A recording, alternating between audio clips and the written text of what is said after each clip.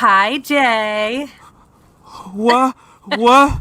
What did you say? Hey, What's I up, don't want to hear sailor? it. I don't want to hear it. It's colder here. It's a balmy 46 degrees here in ATL, baby. What's up, everybody? We That- back. We're back. Who would have Yay. thought? 2021. Hell, it's been a whole lot popping already, and we still made it. Oh Yep. Lord. I think 2021 looked at 2020 and said, hold my beer. And we're past the return policy. Right, right. That's perfect. Yeah, but yeah. You think you did something 2020? Watch this. I'm about to blow Exactly. this sucker up with a bang. How Jeez. are your holidays, Jay? Oh, girl, it was quiet.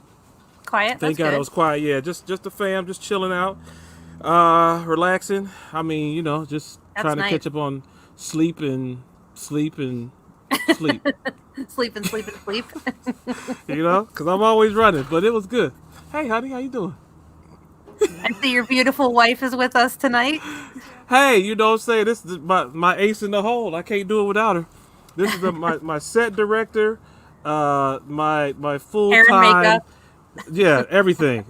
I mean, you name it, she does it for sure. Like this would not be happening without her, for sure. But it's been one heck of a year so far. Like we said, great holiday, Yep. and we're ready to kick some things off. I mean, it's freaking January, and usually most people are quiet and chilling for January, but not Yes. us. No, not Uncle No, no Nearest. way. We're Mm-mm. live and direct. So, Yes, just we getting ready are. for a good January, February, March, and all that good stuff. How were That's your right. holidays, young lady? My holidays were also quiet, which was nice. I got to Mm-hmm. rest. I did get to spend time with the family around the campfire safely. I was a Nice. little nervous how that was going to go down, but I managed to make individually done meals in tinfoil, and we sat by the fire outside, distance from each Nice. other. And it Yes, worked, yes. actually. That's cool. It worked. Yeah, it was really fun.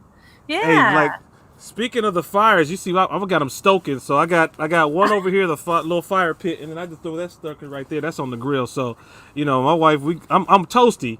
I'm okay. Like once you get these suckers burning at full throttle, we'll be fine. Hmm. And I gotta give a shout out to my man Malik with Smoke Easy because he was the one who showed me like a while back when he was out there doing fires out in his backyard, man. So big shout out to him and everybody else joining us in right now. And heck, have we always told like anybody who doesn't know? Hi, I'm Jay Madison. Hi, Jay Madison. I'm Welcome, Sailor. yeah, yeah. Welcome to Must See Whiskey TV. We're hanging Yes. out on Uncle Nearest on a podcast here on our Facebook page as well as on YouTube, which is on our channel Pound the Rock, because Yes. that's what we do every daggone day. Yes. And I'm in ATL, market manager for Georgia. And Sailor, where the heck are you at, man? I mean, lady. I'm I'm in Washington State. I'm actually in Eastern Washington in the city of Spokane, and it is crispy out here. Way out there west. Way out Yes. there. Yes. Way west. Yes. Yes. Yes. And we're waiting for the beautiful and lovely Cigar Mike to show his Yes. beautiful face. But Yes. He's I working guess in on the some meantime, technical difficulties because he is traveling right now, but he'll yeah, definitely be with us soon. I think he's And in when MIA. when he Ooh. arrives, we will talk about what cigar we're going to smoke tonight because tonight is our cigar and whiskey show. You ain't And lying. Cigar Mike has been amazing. Hi, Haley. And always hooks Hi, us up Haley. with really great cigar brands and interesting cigar makers and blenders. And we're so lucky to have him. And He's a once plug. again, tonight he has someone really incredible that will be joining us. I think he is with us. Just a Dun dun dun dun moment. dun. Dun, dun, Yeah. dun. Drum Mike. roll. Hi, Mike. Mike is always a plug. Uh oh. We got an echo. Having a little bit of an echo there. We gotta get Can you you. hear us, Mike? He's on delay. Yep, big delay. All right, we'll let him work that out. Well, you know what we can do in the meantime for all the folks who have been tuning in and watching us now for Heck, Sailor, it's been about 6 months we've been doing the podcast. When did we start? No, Like April? no, April, May-ish? we've been broadcasting, yes, 8 since months. April 2000, really quickly after we were all told to stay home for the pandemic. So we have kept it going and held down the fort, and it's been an interesting ride. To say the least. And so we were able to pivot really fast and make some things happen. So thank God for that. And these podcasts have really been good and therapeutic for us. Been some work, but definitely therapeutic and a great way to engage with all the beautiful folks out there who love the story of Uncle Nearest, as well as the one beautiful, delicious juice that we have up in that bottle. Award-winning, matter of fact, still the most awarded American whiskey or bourbon of 2019 and 2020. 2020. We're on our way for 2021 right now. I'm just gonna go ahead and claim we're it. gonna Like, do there's it. nobody gonna catch We're gonna us do yet. it. We're gonna do it. 3 years Come in a on. row. Yeah. We are gonna do it. I'm sorry. I have to put this in here too. I have to put my head down and rest in peace for the Ohio State Buckeyes who lost in the national championship game. You do want me to come smack you, don't you? You want me to come kick your butt. I'm sorry. As well as my beloved Pittsburgh Steelers who lost to the freaking Cleveland Browns. I'm like, I got a double dose of smacking your freaking face. I'm like, I'm so pissed, but so what? We'll get over it. Get back to it next year. So shout out to all the Pittsburgh Steelers fans and Ohio State fans. Everybody from Ohio, from Cincinnati. I love y'all. Yeah, I had to put that in there. That's my, by the way, if people don't know, that's my alma mater that he's pooping on right now. So, but you know what? Look, you guys, I think that whatever team it may have been that beat us, whatever. I feel like they deserved it this time. Let's just leave it at that. And let's move along. Yeah, I guess. Yeah. I was talking so much stuff too. Like, man, SEC ain't got nothing for the Big Ten. Ohio State, they've never been hit like that. I was like, it's gonna be good. So for the first half, we were doing pretty good, and then I don't know. All right, I'm sorry. Let's get back to cigars and whiskey. Cigars and whiskey. Let's see if we can get Mike in once again. Hello, Mike. Can you hear us? No? He's looking like a deer in the headlights. Hi, That's Mike. okay. We love you. We can narrate for you, Mike. Put your earphones in. Let's try it again, bro. So you know what? While we have time, let's tell a little story about Uncle Nearest. That's always good. Let's because do that. I would love to. As do many that. people, of course, and as many people know about Uncle Nearest, some folks are not so sure and have not heard the entire story or know all the different nuances. So I'm gonna get it going. I talk kind of fast, so if I need to, tell me to slow down, Sailor. You know how I can fly. I know. I got you. So, Uncle Nearest, the man's name was truly Nathan Nearest Green. Uncle Nearest, he was known, that was his nickname too, Nearest, I guess because he was nearest and dearest to folks' hearts. So Nearest Green came from Maryland. He was a slave in Maryland and got to be known as a very, very good whiskey distiller. So much so that a gentleman by the name of Dan Call, who lived down in Tennessee and had a big old farm. On that farm, he had numerous distilleries. He also, of course, it's a 313-acre farm, so he was doing some, I don't know what the heck he was farming. But he had a general store, and he was a preacher. Hallelujah. So, all these things going down, he decides to bring Nearest Green down to his distillery, down to his farm, to be master distiller over his whiskeys. Actually, the main whiskey that he had was D.H. Call whiskey. So, Nearest Green comes down there.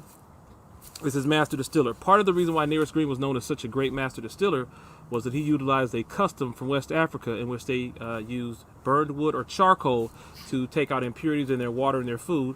Well, Nearest Green started using that in whiskey distilling. So he developed this lovely method. Most folks have heard of it as charcoal mellowing. It used to be called charcoal leaching back in the day. Doesn't sound too sexy, so we're going to go with charcoal mellowing. So he developed and perfected that method. So he's working for Dan Call. Miles down the road, that's the word I'm looking for. Miles down the road, another farm, family of 10, youngest kid Mom's dies at 4 months old. That young kid's name was Jasper. So little Jasper comes down to Dan Call's farm, starts helping out, working as a farmhand, feeding his cows and chickens and all that good stuff. And as time goes on, eventually Jasper goes down to the distillery to help out Nearest Green. And Nearest Green takes a liking to the kid, takes him up under his wing, teaches him everything he knows about whiskey distilling. And a few more years go by. It's the beginning of the Civil War. Nearest Green still master distilling some really, really good whiskey. And Jasper decides to take a horse and cart and go out and sell the whiskey during the Civil War. And by the end of the Civil War, Jasper and Dan Call strike up a deal, and they decide to go into business together and do the whiskey. Meanwhile, Nearest Green is still pumping it out. So when Jasper takes over the distillery, he looks to every man and pays them an honest wage for honest day's work. Of course, his mentor, the man he's looked up to, Nearest Green, gets paid very well. And so finally, Jasper decides to leave Dan Call's farm after a few more years and build his own distillery, new water source, all that good stuff. Went down there and found some good old water that we love, and build his own distillery. And when he does that in 1884, he moves down to his own distillery. Nearest Green retires that same year. Last year he touched barrels, but he sent his 3 sons, George, Eli, and Lewis, to keep on working with Jasper and build up his distillery. So Jasper changed the name from D.H. Call Whiskey. Then when they partnered, it was called Daniel's Whiskey. And then, of course, when he moved to his own place, he named it after himself. Jasper was known as Jack Daniels, folks. So that original juice was Nearest Green from day one. And to this day, he's got 3 descendants that work at Jack Daniels. And so the Green hands have been on Tennessee whiskey from day one. He's the godfather of Tennessee whiskey. Jack Daniels is Brown's foreman, and Uncle Nearest is Uncle Nearest Inc., owned by Fawn and Keith Weaver, and investors. Hi, Fawn. Hi, Keith. How you doing? Hey, how's it going? And so we are the first African-American-owned spirit brand that also commemorates an African-American on the label. We're the fastest-growing spirit brand in spirit history, and I already told you we're the most awarded American whiskey or bourbon of 2019 and 2020. So it's a beautiful story. If you ever have time, you know, if you're just sitting around, if you got, you know, like a pandemic going on, just go to unclenearest.com and check us out on our website. We have one of our investors, actually, Jeffrey Wright, tells the story of Uncle Nearest on our website, which is really, really dope. And you can see cocktails on there for recipes. We got a locator so you can find stores and places and around your area. Just put in your zip code and search for where you can find Uncle Nearest. So we have a lovely amount of resources on there. And you can see all the lovely articles and stuff like that, and find out what events are going on, so you could see us on podcasts and things like that. You know. Beautifully done, Jay. You do a great job of making a very big story very short. So good job. I try. Good job. I think I breathed in there at least one time. I took a one time, yes. Mm-hmm. So I think we got Mike back with us, so let's try to bring him in now, and we can discuss what we'll be puffing on tonight, and do a cocktail. Sound good? That sounds great. I hear you. I see you on there, Malik. What's up, brother? Mike? A big yo-yo. Hello. Oh, hey. Hello. This guy. How does everybody know? I have to turn my head because Jay makes me cry with this. This guy. Just by the way he looks or his stories? Well, touche. Touche. I was crying out of this side for the story and this side for the look. So it's a combination of things, you know. Nice combo. I like that. Right. You know, I have one eye dedicated to each thing. Uh-huh. How the heck are you doing, young man? What's going on? Hey, man, listen, I'm in Miami, Florida. You know what I'm saying? Oh, that's why we hear all that bass. That's why we hear all that bass. Yeah, man, I'm over at Cuban Crafters Cigars, man. You know, big shout out to Manny and Aldo and the guys over here. Of course, big shout out to my man Ricky Rodriguez. Thank you for the Bone Cigar Brothers. You are the consummate overachiever. I hope you're watching right now. Yo, presentation is ridiculous. Yeah. Yo, Rick, you the man. I felt real special. I think I touched myself for a second. Like, oh my Lord, where touched my pearls? I'm sorry. It's a family show, Jay. It's January. I'm sorry. You know what I'm saying? I'm trying to warm myself up and everyone else out there. It's a family show. You're a married man, Jay. So settle down. That too. So, oh boy. What are we supposed to be smoking tonight? And then I think we're going to get into the cocktail. Is that right, Sailor? Yes. It'll be easier for me if I do the cocktail first so that I can smoke after with the cocktail. Is that okay? Shake them up. Yes. Shake them up. Okay. Oh, let's get it. So we called this one the Bone Shaker, and that was Cigar Mike's idea. And Mike always suggests cocktails, and I say, okay, let me put a sailor spin on it. So we are tonight. I'm really excited about what we are going to be sipping on, along with this beautiful cigar. So we're going to do 1.5 ounces of Uncle Nearest 1856. Mm-hmm. Oh, hold on, let me catch up with you. And we're going to put this in a mixing glass, okay? Guess what? The one thing I forgot was my jigger to measure. But watch this, we'll figure it all out. 1.5 ounces? 1.5 ounces. That's the one thing I'm missing. Of our 1856. So Probably this like is our 100 proof, our flagship. It is absolutely stunning. And then we're playing with a couple of our friends tonight. Yes. So we will be using Skrewball, which is absolutely delicious. And we're going to do 1/2 ounce of that. Now, if you're following me here with these flavors, you guys, so we've got some maple and brown sugar from the whiskey and a little bit of woodsiness. And then we're going to do peanut butter. So just 1/2 ounce. Mm-hmm. Shout outs to Zalika. What's up, Zalika? Yeah, Miss Zalika, the Skrewball queen. Okay. Then we are also going to be using Puntimas, which is a gorgeous sweet vermouth, and we're going to use 1/2 ounce of that so we can bring in some stone fruits and some raisin, baked apples. For us folks out here who aren't totally knowing that, what's a stone fruit, Sailor? Tell me that. So a stone fruit is like a plum, an apricot, so usually it's dark stone fruit. Gotcha. Then we're going to use some coconut liqueur, and we're going to do 1/2 ounce of coconuts. So I couldn't find the beautiful coconut liqueur you told me about, but I found one called Kelani. That works. Big shout outs to my guys at My Friend's Bottle Shop too, by the way. They hooked me up today. Thanks, fellas. Oh, that's awfully nice. I tried to date a girl named Kalani one time. And apparently I really messed up. Well, I really messed up because apparently she has her own spirit now. So dude, you should have hung in there, Mike. Some things you just can't take back, I guess. And Jay, here you were thinking you've used 1/2 ounce of Puntimas, and it only took you 6 months. You didn't think you were going to use it. That's a good point. We're going to start making more cocktails since it's so, chilly outside. Good weather. Yeah. Yes. Okay, so next we're going to use the Hella Mexican Chocolate Bitters. We love Hella here at Uncle Nearest. An incredible product. So we're going to do about 4 dashes. And they're African American owned too, right? They are African American owned. That is correct. There we go. So we've got chocolate and peanut butter and some stone fruits, and we've got maple and delicious oakiness. So now that you've got everything in your glass, we're going to add some ice. You don't need a lot of ice, just a little bit. And we're going to stir it up. Since we don't have any acid or juices in here, we don't need to shake it. We're just going to give it a nice stir. Just a nice stir. Look at that. See that? Watch this, Mike. I'll close my eyes. That boy is bad. Look at all the talent in that one hand. Look at this guy. I'm trying to tell you. Okay. Touche.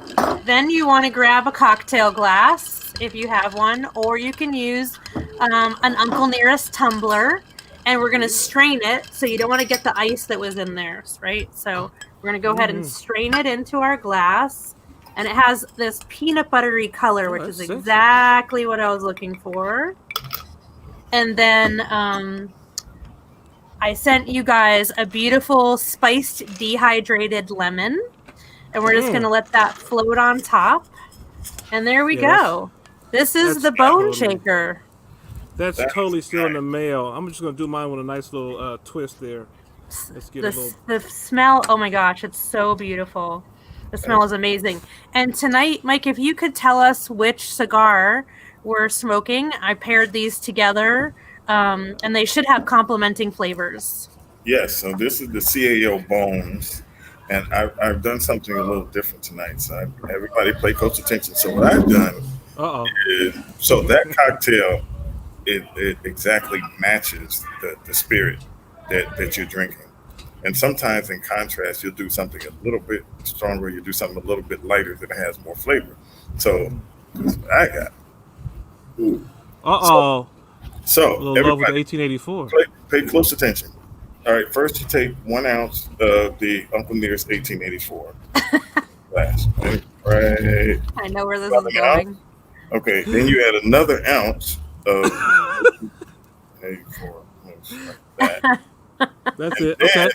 And the final key, this is the key. This is the key. You need a splash of 1884. Right? Bam. Right there. Like that. Now, That's amazing. Oh man. I know I don't have a spoon or anything, so look like this, and you got to put this finger, and you do like this. Right? Oh, you got to put that finger up. Okay. Yeah. Gotcha. It Okay. throws the balance off if you try to keep it here. The cup does like this. So, and you do this, and now take what you do.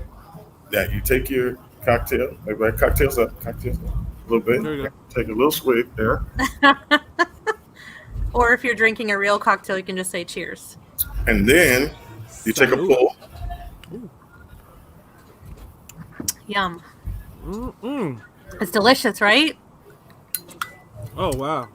And Jay has a sweet tooth, so I knew he was gonna love this one. You're right. You're right. Smoke easy. We're smoking the CAO bones tonight. The bones. That's why we call the cocktail the Bone Shaker. Bone That's right. shaker. Boom shaker. Let me get my smoke together. Bone shaker. I gotta chop mine. So at this point, Mike, I'm always the amateur, right? So I know you're supposed to put it down there on the table, but at this point, I don't need to put it on the table anymore, right? I should have it figured out by now. You should have it figured out right now. Yeah, Okay, that looks about right. Boom. Yeah. That's sexy. All right. And then we're going to toast the foot. Hey, I've been trying to figure out the, by the way, Rick, you a bad dude. I've been trying to figure out my lighter. I don't know if I filled it up good enough with the butane, but just in case, Ah, thanks, Rick. But just in case, I got this one right here. So let's toast that foot, baby. there you go. There you go. Look at God. Jesus. Yeah. So for Christmas, my husband got me this beautiful lighter that has Sailor inscribed in it. I thought that was super cool. So yeah, personalized love. paraphernalia. Good job, Robin. That guy's awesome. So, Mike, shall we bring in our guest of the night? Who is it? Oh, yeah. Yeah. I may have mixed myself one or two of these prior to the show. No. Yeah. Well, Mike, tell us first too. Like, how do you know Rick? How did this all go down? And yeah, all that good stuff. So I went on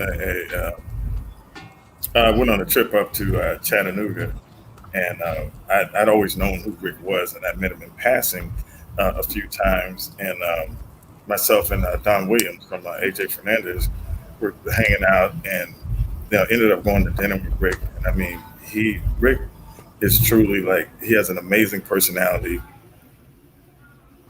and like a true passion for the business. So what ended up happening is I was at his seminar, and he was talking us through all the things about blending, about learning from seed to box is what we'll call it. Okay. So he was talking us through all that good stuff, and I'm like, oh man! But it's the way he spoke about it. It wasn't like, hey, you guys don't know anything, and I'm going to tell you a bunch of stuff you don't know. It was like you were being educated, but you were enjoying yourself. He's very engaging. So, and we just became really cool after that. And I ran into him here recently in Atlanta, maybe 2 months ago, at an event, and I was explaining to him what I was doing and telling him I wanted to have him on, and he agreed to be on. And here we are. That is awesome. Well, without Excelente. further ado, let's have our guest join us and talk about his cigar line and what we're smoking tonight, and tell us cool, interesting, nerdy stuff, which is my favorite. I like being nerdy. on Thursday nights. Hello. Good time to be. Ricky. Rick. Just Wait, make gotta sure you Rick. unmute yourself, Rick, because you're still muted and I can't unmute you for some reason. Okay. There you There go. you. All right, Game guys. on. Thank you so much for the opportunity. Mike, you know how I love you. bro. What's up, Ricky? Hey, look, Ricky. Look what I got. Rick, I don't know why, Rick. Why? Why? Yeah. Because I don't know him. Jay, because I don't know him like you know him. Right. There it is. To know me, Yeah. to There it hate is. me. Yeah. Yeah, we should get that on a But, T-shirt too. Yeah. But thank you so much for the opportunity. Yes, We're indeed. so happy to have you here tonight. Thank you so Welcome, much. Rick. Thank you, and thank you for these beautiful cigars, bro. I'm looking Oh, forward you're to welcome. this show, man, for sure. Oh, You like yeah. the packaging, Oh, yeah. Jay? You like the packaging? Oh my God! Yeah, Again, so I was there's like, this was Yeah. over the top, bro. Thank you. Yeah, Thank you, really. Yeah, you're welcome. But there's a story behind that set of dice in the box and what the bones came about and how that cigar came about. So hopefully I can explain that and share some stories about that line. And Please. but yeah, so Please do. Bones started about really 3 years ago. 3 years ago, we kind of approached Facebook and Twitter and Instagram, and kind of like connecting the fans to me. And the question was thrown out there: what do you want to know about Ricky? And the response back was kind of one or two questions.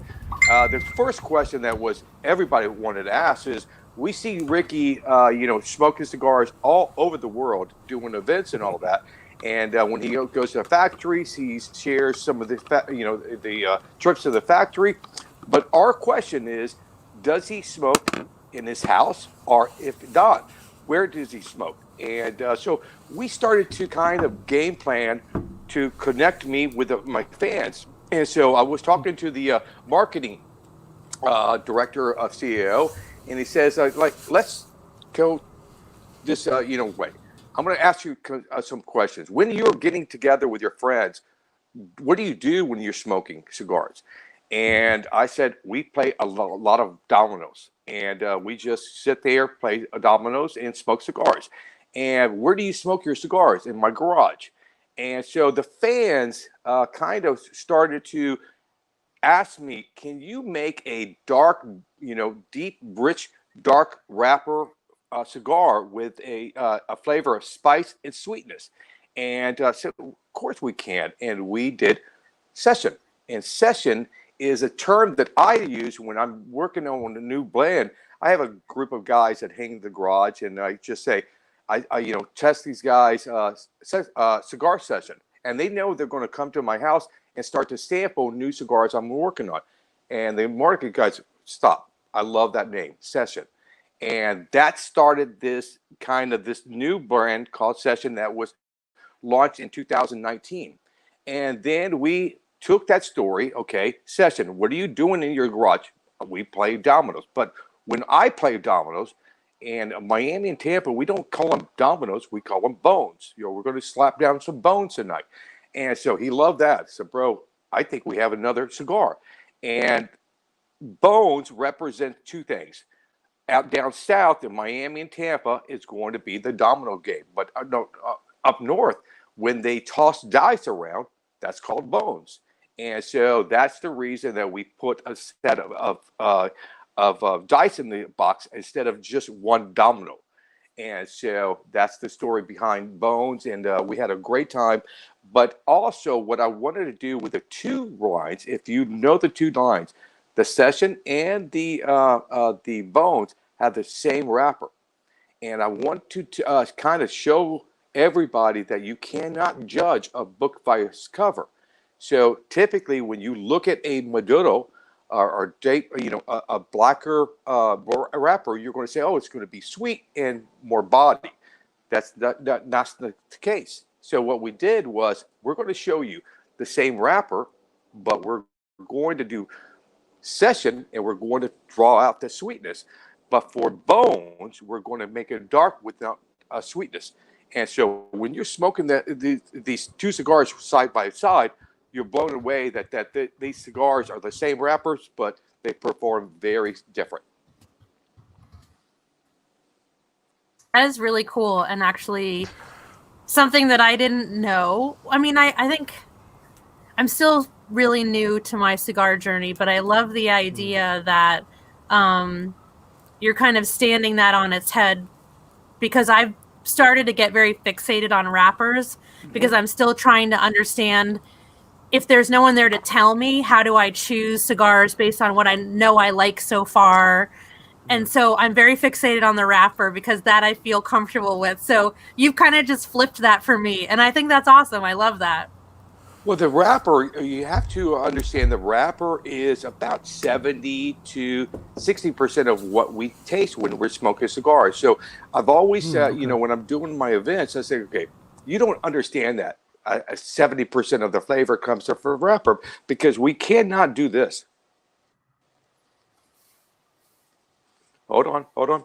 A little piece of paper. Oh, yeah, 70% of the flavor. We don't have that, ability to do that. So what we know is the wrapper is very important. So we always say, for me, to explain it to the common cigar smoker, okay, your wrapper is your piece of steak, the steak itself, but you're never going to grill a steak naked. You're going to always add, well, maybe Jay will grill his steak naked, but you typically add right here, seasonings, salt and pepper, garlic, to enhance the flavor of the steak. Your fillers are in place to enhance the flavor of your wrapper.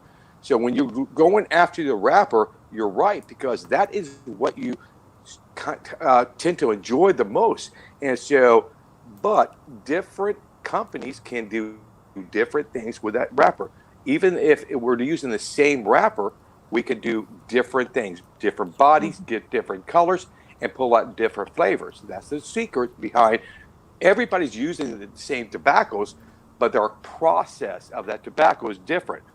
And so it allows us to use the same tobaccos that everybody's using, but when we get it back to the factory, we have the technique in fermentation and aging to change all that flavor, color, a body of that is due fermentation and aging of the tobacco.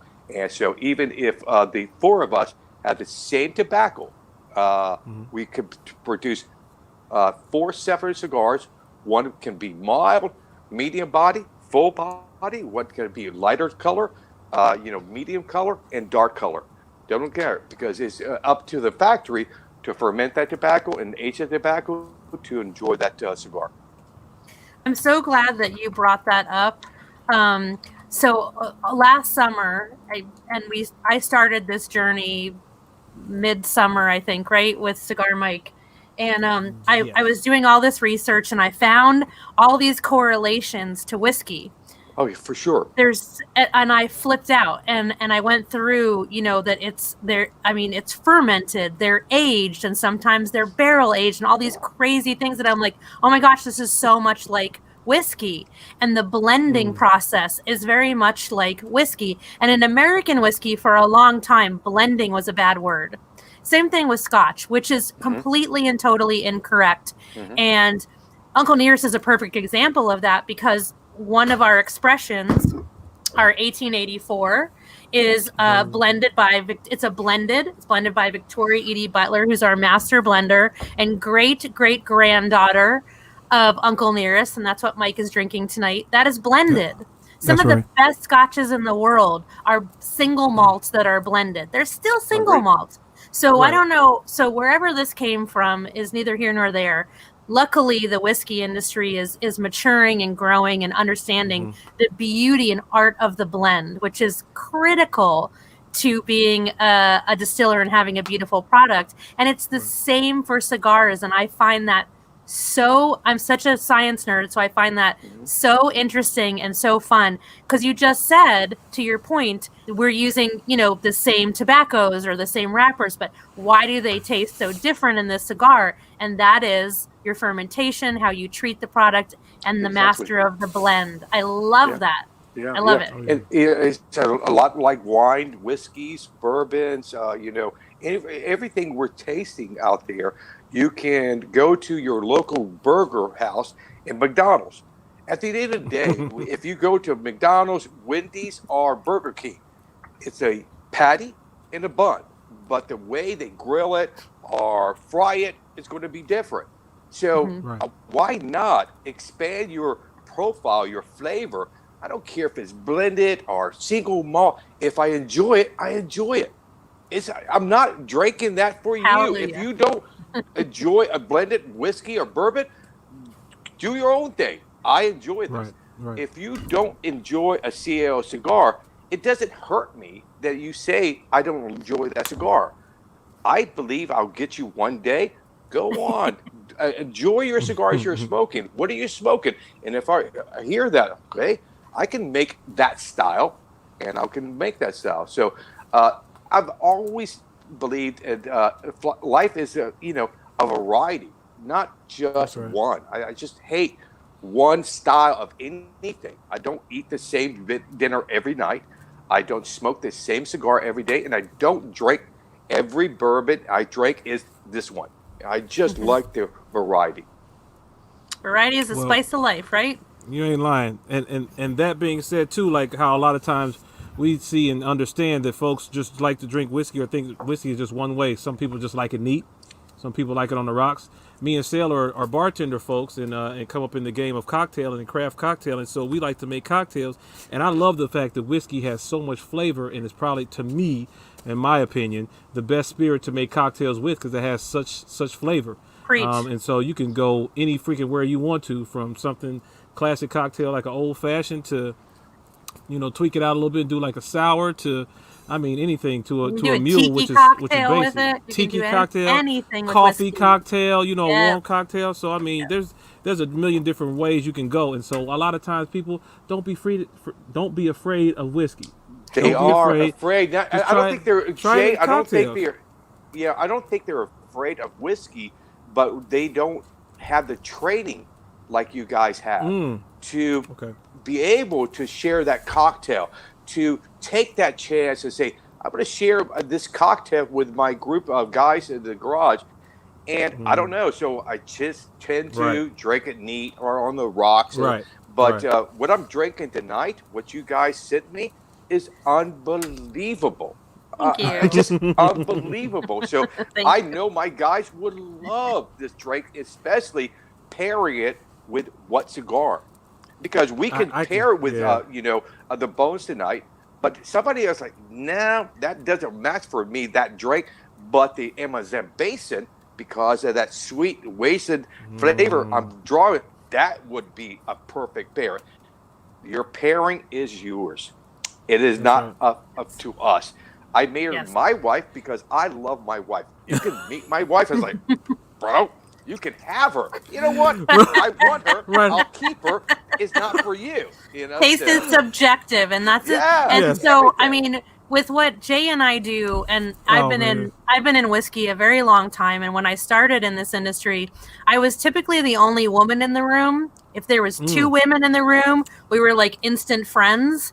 Come on, sister. And forget being an African American and American whiskey. That's a whole other hurdle that, obviously is I don't know it, but I can understand it. But what you're saying is so true. And I find it to be in many things. And I found this in whiskey is that unfortunately, when we're forming our tastes, when we're forming the things that we are drawn to and that we like, we're very young and we're often introduced to cheap garbage stuff, whether that be spirits or food or wine or cigar, right? Anything. Right. You're not going to be introduced to like a premium whiskey when you first start out drinking. You're drinking Boone's Farm or something. Right. But most people have this Alizé. Yes. This idea. Thank you, Mike. I love you. Or old granddad or something. This idea about whiskey, Cutty this Sark. idea about tequila. Tequila is another polarizing spirit. Right. But whiskey was also very polarizing for a long time, and so were cigars for that matter. And I find that correlation in there. And so in my tastings, I always say, I'm not asking you to like it. I just want you to taste it and understand the differences. If you still don't like it, that's okay. That's fine. Just taste it. And the more you taste things, the more you're going to understand them and realize they are approachable They're made for you. But in the end, if you don't like this, you're right. If you like that, you're right. Right? We're always correct. Even within what I do, I'll be honest, I am not a tequila guy at all. Okay. At all. Okay. I can drink whiskey all day and all night. Hello. Of course, I've been drunk off whiskey many, many times. I've been drunk 3 times off tequila. I almost went to prison each time. So don't do a lot. We all have those stories. However, I will taste tequila. I will go to a tequila tasting. I will try it, and I can tell you the differences between good tequila and bad tequila. So for Rick, my friend, I have a question for you. Mm-hmm. So when it comes to whiskey, and whiskey is typically a dark spirit, with the exception of very few. There was a time, and I know we don't discuss this much, but there's a time in cigars where certain manufacturers made the Maduro cigar stronger purposely because of what it represented ocularly. It looked strong, so we're going to make it strong because that's what people think it is. And that is one of the things today that still makes Maduro cigars off-putting to people. And the same thing about whiskey. When they think whiskey, they go, "Oh no, that's going to be strong. It's going to burn me up. Put hair on your chest." And what we try to explain to people is, listen, they have some very soft whiskeys that you can partake in. And if you're smoking a true Maduro cigar, that true Maduro is going to be a bit sweeter. Yes. Yes. If you take 2 identical cigars, filler and binder, you take a Connecticut wrapper, put it on one, and you take a true Maduro that has been aged so that the natural sweetnesses come out in the form of oils that meld into that cigar. They're the exact same cigars on the inside, but if you age it for 90 days and those oils have had the chance to seep inside of the rest of those leaves, that cigar is going to be calmer. It's going to be sweeter. It's going to be, if you take whiskey and you say, okay, we're going to take this, and it's 124 proof, but we're going to put it in a sherry cask, but we're going to put it in a port cask for 6 months. So yeah, it may still come back at 114, but it's different because it's calmed it down and it's taken away some of that bite. And what I want to ask Rick, would you agree? Could you expound on that from a cigar perspective? Yes, for sure. Because again, when they started to launch Maduro wrappers, they didn't know how to work with that wrapper, and so they shortened the fermentation, made it dark and for body, and then the manufacturers started to realize there's a small section right now is smoking full body cigars. So either we're going to do something different with the Maduros and treat it different and showcase it different, or we're going to lose market shares, because back in the day in the 70s and the 60s when Maduro was on the market for the first time, it was a bitter, strong cigar, and everybody's like, bro, we're mild cigar smokers, medium to mild. And up until maybe the mid 90s, the full body cigars started to take effect. But it taught us how to what is Maduro? Maduro is trying to draw out the sweetness, the natural sweetness of tobacco. How do we do that? It's simple. Fermentation. What we're doing is heating that tobacco up to 130 to 140 degrees. What that does for that tobacco is break down some starches. And starches turn to what? Sugar. And if you break that starches down, and it's going to be sweeter. And so now we introduce, Macanudo introduced in maybe the late 80s, early 90s, a Maduro from Macanudo, very mild, very dark, but very sweet to the palate. And that took off. And every manufacturer is a copycat. If somebody has a great cigar in the market, we're all going to try to duplicate that cigar. We can't because we don't know the process, but we can get very close. And everybody jumping that wagon, oh, these guys were responding very well to the sweetness of that wrapper, not the body of the wrapper. and that changed everything for us. And so now you can get a true Maduro from a mild, medium, and full-body cigar. So going back to the original point, you cannot judge a book by its cover. I agree with you, Mike. There's so many guys still in this day, they're going to say, I cannot smoke that cigar because it's dark. But I can smoke this one. Oh, it's a light cigar. That's a full-body cigar. It will knock you on your behind. But this one I have is a mild cigar, and they don't believe it until they smoke it. Right on. So can I say ask, what I was going to say too, because we have a boatload of people who are on here making comments, stuff like that. I just want to show some love to all the folks on here. Rick, you've had numerous folks that have been giving you shout outs and everything like that, man. You got where's he just went that fast. Good gracious. Ricky's the man. Steven. Yeah, Steven's been shouting you out the whole entire time. I mean, I know Cynthia just got on here, said she's going to have a Zoom meeting with her family tomorrow, trying Uncle Nearest whiskey. Thank you, Cynthia. We're gonna hook up Cynthia. I'm gonna send her some goodies and some info. Oh, excellent. Got Jimmy James, Big Man Culture. I know who that is. What's up, man? Got Kimberly on here, Sam. Mike, what up? Just everybody. Yeah, Big Mike. What's up, bro? So it's just been so many people on here. And hey, Merwin Scott with us too. What's up, Merwin? We got my man Jahar. Yeah. Table Talk out of New York. That's the big homie, the Brooklyn Bully. That's what we call him. He's got an excellent podcast, so that's my dude. You know, oh yeah. So I mean, we got a boatload of all these daggone comments. So I mean, I like to try and make sure we say hey to everybody out there. I'm answering everybody. I promise. Yeah. I'm answering everybody. Right on. I have a quick question. Always get to give a shout out if I can. So Rick, there's an interesting argument in whiskey, and I have the ultimate nerdiest pleasure and honor to have the personal cell phone of Miss Sherry Moore, who is our director of whiskey production, formerly of Jack Daniels, now with Uncle Nearest. She is the amount of whiskey knowledge she's forgotten is probably all that I will ever have. She's so, oh my God, she's a whiskey genius. The Alberta Einstein of whiskey. Yes. And she's super cool.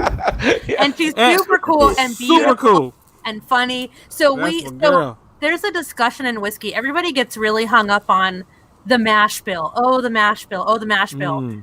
And Sherry and I, when the mash bill means the recipe of grain that you're putting into your whiskey. And that could be how much corn, how much rye, a little bit of malted barley if you're talking about bourbon, right? So we are in the camp that believes yeast is the largest factor in flavor, and then of course your barrel aging, how you treat your barrels. And she is very much, and I've learned a lot from her about how and where you're aging those barrels, how much air goes through the barrels, are they stacked high or low, and all of that. So this can incite arguments amongst whiskey lovers, right? What would you say is a similar argument as I'm hearing you talk about the Maduro and the wrapper? What do you think is the most is one of the factors of the cigar that makes the most impact? Well, we thought it was fermentation. For years and years, fermentation was everything, because that allowed us to take the tobaccos from the farm and share that same tobacco with Papine, with Rocky Patel, with AJ Fernandez, whatever manufacturer is using that tobacco from that farm. But fermentation allowed us to create the flavors, the bodies, and the colors that we desire. But last year, in 2019, we did a study, and we were shocked to find out not only fermentation has a lot to do with that reaction of the flavor and the body of the tobacco, but more the flavor, not color and the body, because that's in fermentation. We're talking about the flavor. Where's the flavor of that tobacco come from? Is it fermentation, aging? What is it? And we took a seed and planted a group of seeds in an area in I think it was in Switzerland, and it was in a growing kind of a growing, what do I say, an area that they controlled everything. It was never outside, so they control the lights that shine down on the tobacco, the airflow, everything. And then we rolled the cigar. We rolled it and we traced it and we compared it to the Connecticut shade seed that we had growing in Connecticut. And when we smoked that cigar from Switzerland, we learned there's no flavor. Absolutely less flavor. Why?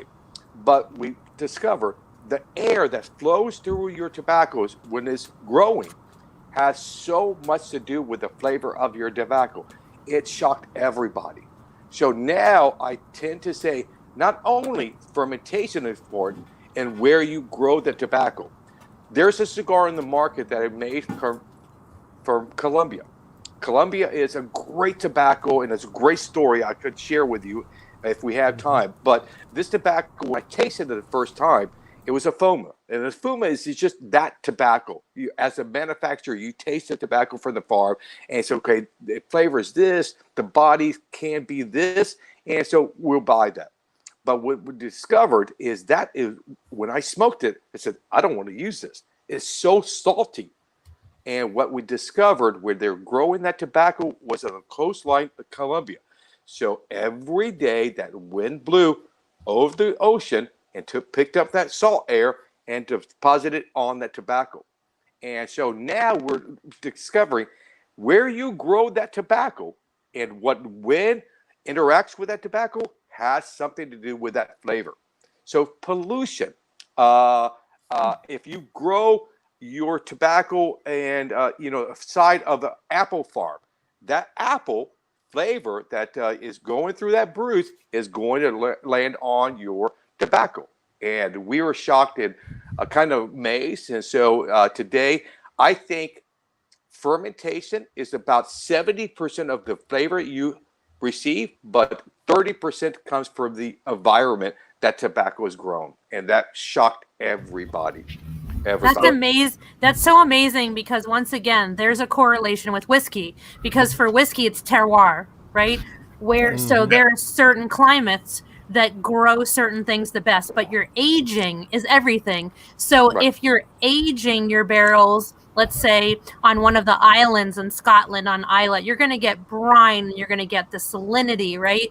If you're aging in West Texas with the new single malts, it's dry and acrid and you're going to age quicker and faster. That's so interesting because it's such a similar correlation to not only where your grain was grown, but where you were aging your barrels. And Jefferson Bourbon, it did a great experiment. They put their barrels it's called Oceans, on ships. I've heard that. Yes. Oh, yeah. Man. So what's interesting is it was a historical experiment because so if you were a distillery in Kentucky or Ohio and you wanted to take your whiskey to New York, let's say, pre-prohibition, 1800s, you're not going to do that by land. It may seem faster now, but by then it would have gone by water. You would have taken it down the Ohio River through the Louisville Flats. You'd have gone to the port of New Orleans, and it would have gone up the coast to New York. Shout out to Ohio River. Shout out Ohio River. So that's we didn't talk about that. Yeah. So your water, you're exposed to the elements. It's on water. You're going to pick up the sea air. And how maybe that's a difference in flavor for whiskey from then till now, right? So people in Kentucky were drinking same whiskey, but it tasted different when it got to New York or Philadelphia. So again, it's such an interesting experiment, which I think it's everything. It's so many things. It's, where your grain is grown or your tobacco is grown. How are you fermenting it? How are you aging it? And who's blending it? Yeah. Well, because, I'm sorry, Mike. No, I'm sorry. But I did want you to weigh in on this, Rick. So to tie it in, so one of my favorite cognacs is the Kelp XO. And on the bottles of Kelp is like, because it's shipped at sea and it's all the ports of call. And if you didn't know better, you would swear you could taste the sea salts. I'm sure you can. I'm sure you can. Yeah. Right, because of the if barrels. you have the palate, Mike, to pick up those things, because like Jay and Sailor, they're trained to work with different whiskeys and different spirits and interact with flavor of that spirit. And it's the same thing I do, you know. So I guarantee you can. If you take a cigar that you buy anywhere and put it in a humidor or in a box or a Tupperware, and you drop an orange peel in that box with that cigar, it's going to absorb that flavor. So I guarantee you, if you're shipping or trucking your bourbons across or your whiskeys across the sea, it's going to pick up some of that flavor of the salt air. I guarantee you, because it absorbs everything. Because tobacco is part of the weed family. So you can grow tobacco anywhere you have dirt and sun. You can grow tobacco in the in the North Pole. But what it tastes like, because of soil, the environment has a lot to do with that. I compare, like, when I go up north to maybe New York or Jersey, their tomatoes taste far better than the tomatoes I'm buying in Florida or Texas, and because of the soil. And so, you can grow wine in Florida. We're not winning a lot of record wine, competitions. That's for California, because that area in California is known for that. So you can take that vine from Italy and transplant it to California, and it should sometimes is better than Italy because of that environment, because of that soil, the environment that is working on. So it's amazing what we're doing and how we can use the same tobaccos but create so many different cigars. So Ricky, can we play a game for a minute? Yeah. What's up, Kathleen? I see you. Play a little game. So, so a lot of people. So let's take Scotch for a moment, and you think about Highlands, Lowlands, Islas, Space Side, right? Right. So, and Ricky, you know all that stuff, right? Mm-hmm. So when you're thinking about those different regions, I want you to explain to the people the correlation to, let's say, Esteli, Jalapa, Condega, if you could. Yeah, for sure. So every tobacco that we grow or buy for, cigar making is going to give you the flavor of the soil and the environment. So when you typically look at Nicaragua, you think spicy, peppery, something either a black pepper, a white pepper, a jalapeno pepper, something like that pepper flavor. But if you just go to Honduras, that changes. Oh, it's more of a spice like nutmeg or cinnamon. Like, well, what? And then you go to U.S. and you get into Connecticut shade. That's creamy. That's elegant. It's kind of sweeter tobacco. So every region offers you different. In every country, back in the day, if I say the blend has Nicaragua, they're all okay. Nicaragua. I love Nicaragua. Now the question, where in Nicaragua? Because there's 3 to 4 regions of growing tobacco, and if you get it from Esteli, it's going to be a dark, rich, peppery black pepper. But if you go to Condega, it's going to be, this is sweeter. It's almost like the heat source from cinnamon. That doesn't taste like cinnamon, but if you ever eat cinnamon, it is hot. So it's a spice to it. So that is the combination that you work with to produce that cigar. And the cigar is made in the target is given to you by marketing, by your fans. I want a full body cigar that has sweetness. Okay, we can do that. I want a mild cigar that has creaminess. So like a chef, I know the if you want a piece of steak from me, I love steak, I love beef, and I love sugar. But that combination would never work. I'm not going to ever invite you over. I'm going to cook your steak with sugar on it. It doesn't work. So we know as a manufacturer, of a blender, that If you want a mild cigar or a full body cigar, if you want to highlight spice, you know the tobaccos to reach for to produce that cigar. And the only way you know that is tasting each tobacco separate in a fuma. And you taste it, you know it, you remember it. So when the guy, I want a a medium body cigar with coffee notes and some, maybe a spice, like a cinnamon spice. We know the tobaccos to reach for to give you that flavor. It's amazing. It really is amazing. It's much like so for Sailor and Jay, it's much like a whiskey blender would know this is going to give me a heavy amount of caramel. This is going to give me some vanilla, but this is still going to leave a little bite at the end. And I think Rick will agree with this.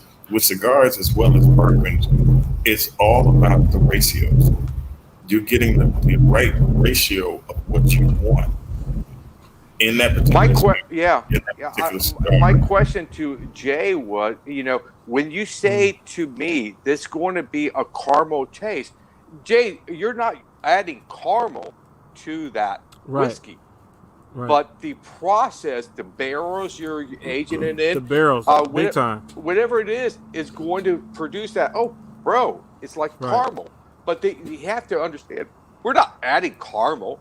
When I make a cigar, you taste like, bro, it's a coffee note. We're not adding coffee to it. It's just a natural flavor of that tobacco. It comes out. And then the thing from you speaking upon that, which is a great point when we spoke about the similarities between whiskey and tobacco, it's it's the barrels that it sits in. So when you talk about different regions, the barrels, we come with charred oak barrels. And so oak, of course, the thing about with Tennessee whiskey, you have sugar maple oak trees, which are used in the charcoal mellowing. And if you didn't know about that, the charcoal mellowing process is specifically taking sugar maple oak trees and burning them down into small charcoal chips. Again, this is the process that was developed and perfected by Uncle Nearest. So you just burn it down to small charcoal chips, and you sit that in a humongous vat. It's just like the size of this tape, well, probably even bigger than this. But it's 10 feet of sugar maple oak charcoal. Press it down tight. The distilled spirit goes over top of that, drips down over it, takes like 9 to 10 days. It seeps through that charcoal. It's like a filtering process. And when it comes out of the bottom, then it's Tennessee whiskey. Then it goes into the barrel, the oak barrels, which are charred. And so depending on where that oak is coming from, it's going to take on the flavors of wherever that tree was planted, wherever that tree, whatever's going on around that tree. And then you char it. So that brings out some of the aspects of the wood itself and some of the things around it. That's where some of the flavor is, and it sits in that barrel, which expands and contracts over summers and winters, like over years. Like we age our stuff from 9 to 14 years. So in all the 4 seasons, every year it's going like this and that. It's breathing into it, putting life and flavors into it. And so that's what makes all that, what gives you the beautiful color of the whiskey, of course, but then also too gives you the flavor. So I mean, I'm right on your in your same lane when you talk about that, from the different tastes and flavors that come out through the barrel, through the aging, and through the trees and all that good stuff. So I mean, it's amazing how that all just works out. I mean, like how somebody just figured that out over the years, and how we've perfected those methods to be able to produce some great whiskey. And then on top of that, with the sugar maple oak, the charcoal mellowing it's just crazy. I mean, that's because that's truly American whiskey. Tennessee whiskey is part of whiskey history, and to be part of the story for the man who brought that all about is really great for us. And so that's why I've always felt it's great to tell the story, great to sip on the whiskey, but it's all about the story. It's all about the story. Yeah, it is all about the absolutely. Story. My job when I was trained by a legendary cigar master, Benjamin Menendez, he owned the H. Utman factory in Cuba. He taught me. Okay. He says, Ricky, you know about tobacco. That's not your job to explain what you know. Your job is to share the stories of these legendary tobaccos, or the legendary growers, or the legendary blenders. Those are your stories that you want to share with everybody. To tobacco, you're just showing off. I know tobacco. If you're a teacher, you just say, I know this book. Sit down. I'm going to, teach you this book. you're going to lose half of your class. But you have stories behind that training, that lesson, you're going to receive 90 or a percent of your your students are going to hear that story, because stories are everything to everybody. Yeah, It's not about absolutely. because at the end of the day, you have whiskey and everybody else has whiskey, but Right. your story of that grower, that manufacturer, is very important to share with your fans. You got a great story. You got an award-winning whiskey. I mean, you put those two together, it's a 1-2 punch, and It's that's amazing. a great segue too. Because I always wonder, like Rick, tell me a little bit about how you got your story, about how you got your start. I mean, you probably coming up being a kid in high school or something like that. I don't know, but you probably weren't thinking like I'm gonna be a cigar manufacturer or something like that. So how was that? How did you not fall into, but how did you get into where you are, man? So you didn't major in botany? I didn't. No. Okay. You know what? I remember saying this story to my daughter. I one time drove by a college for 2 years. I don't go to that college. I drove by that college for 2 years. But I was lucky, bro. I was recruited into the business. And my grandfather and grandmother, I have a history of tobacco and my family. Okay. My grandmother and grandfather came from Cuba to roll cigars in Tampa in 1952. I'm sorry, 1953, because at 52, Tampa outproduced making Cuban cigars and beating Cuba making cigars, because we had more manufacturers, we had more factories, we had more rollers than Cuba did. So my grandfather left Cuba to go to Tampa to start to roll cigars. So my grandfather and my grandmother with a level 7 roller. That's a master roller. It takes years and years to get to the level 7 roller. And so 7 is the top. The 7 is top. 7. So when you start in making cigars, you start as a 1, and you're just learning how to make or roll a cigar. Level 2 and level 3, you can start to produce and make cigars for bundle cigars, cheaper bundle cigars, meaning a cigar that you're going to sell for $2, $3, maybe $4. We don't care what it looks like. Sometimes it doesn't draw. Don't worry about it. It's a cheap cigar. Level 4, 5, and 6, our cigar guys are going to make every cigar that you smoke today.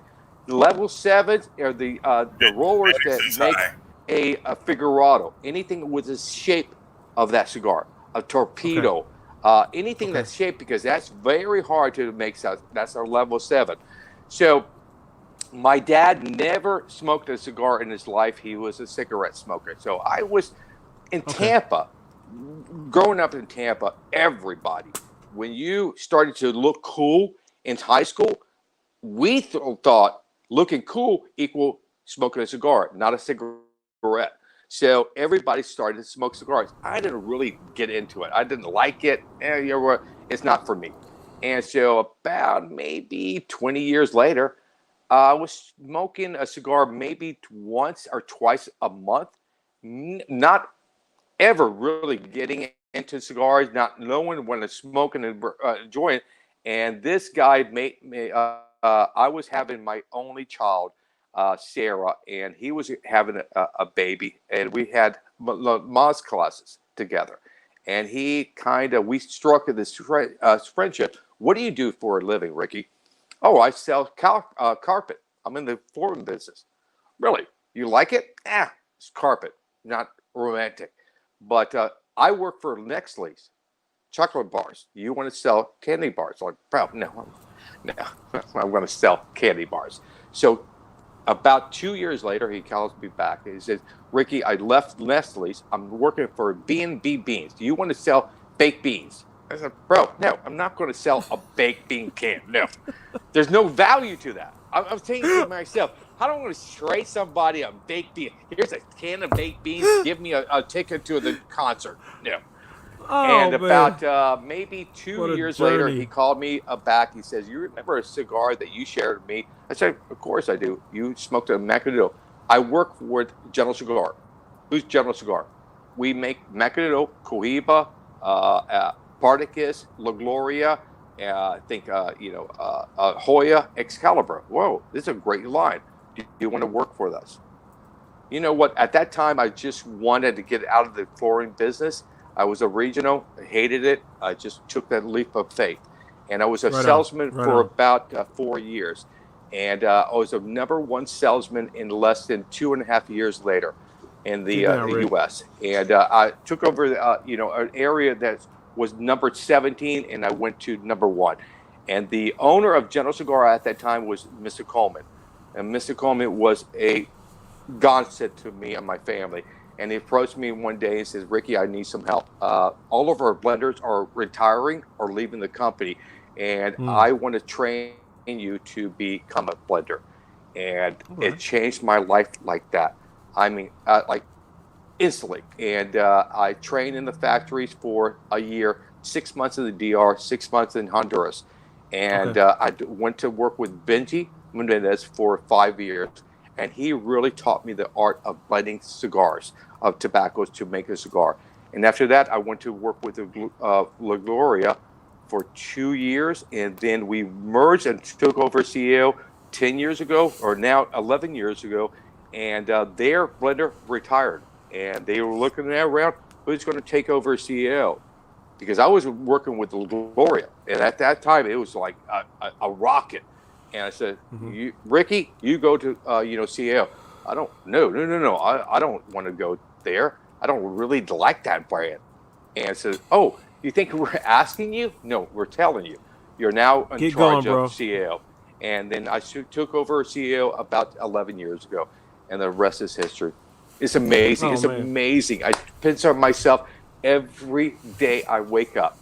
Every day. What am I going to do? Story, smoke cigars and talking to great people. I was so excited today. I went from flooring to baked beans to cigars, man.